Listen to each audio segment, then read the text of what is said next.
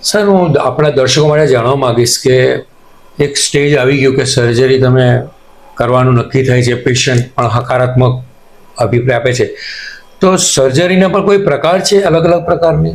હા, છે સર્જરી પ્રકાર. એટલે ધારો કે પેશન્ટે 15 દિવસ 20 દિવસ દવાઓ લીધી, જી. દવાઓ લીધા પછી જેટલો જોઈએ એટલો આરામ ના થયો દવાઓથી, હા. તો પછી આપણે ફરી એની તપાસ, જેમ તરીકે પ્રોક્ટોસ્કોપિક એક્ઝામિનેશન કહેવાય જી. અમારી ભાષામાં, કે જે અમે તપાસ કરીને જોઈએ કે ભાઈ કેટલું પાઇલ્સ કેટલા નાના થયા છે, કેટલા મટ્યા છે. જો ના મટ્યા હોય તો એનો પછી આપણે પેશન્ટને સમજાવતા હોય છે કે કાઉન્સિલ કરતા હોય છે કે ભાઈ હવે તમને સર્જરી રિક્વાયરમેન્ટ છે, મેડિસિનથી કમ્પ્લીટલી મટતા નથી, એટલા માટે.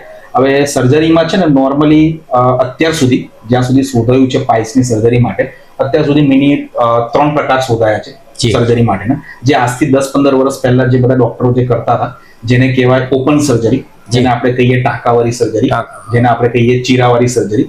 એમાં શું કરતા હતા ઓપરેશનમાં કે ભાઈ જેટલા મસા હોય, 3 હોય, 2 હોય કે 1 હોય, એ બધા મસાને બાંધીને, દોરાથી બાંધીને કાપીને કાઢી નાખતા હતા, જેને આપણે ઓપન સર્જરી, પાઇલ્સની સર્જરી કહેવાય.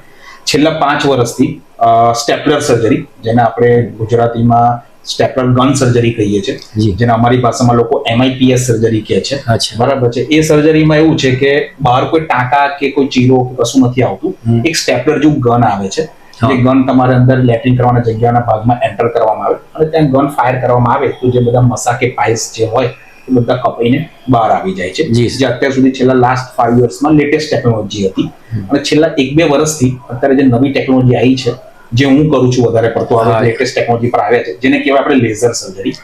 આ ઓપરેશનમાં કોઈ ચીરો નથી આવતો, કોઈ ટાંકા નથી આવતા, કોઈ ડ્રેસિંગની રિક્વાયરમેન્ટ હોતી નથી. જે દુખાવોની વાત કરીએ છીએ કે ભાઈ ઓપરેશન કર્યા પછી સર દુખાવો થાય કે ન થાય, તો ઓપરેશનમાં એવું છે કે ભાઈ જે ઓપન સર્જરી અને જે સ્ટેપલર સર્જરીમાં જેટલું પેઇન થાય છે એટલું લેઝર સર્જરીમાં દુખાવો થતો નથી, કાં તો ઓછો થાય છે. થાય ખરો પણ પેની 2 સર્જરી કરતા કમ્પેરેટિવમાં ઓછો હોય છે, એવું હોય છે.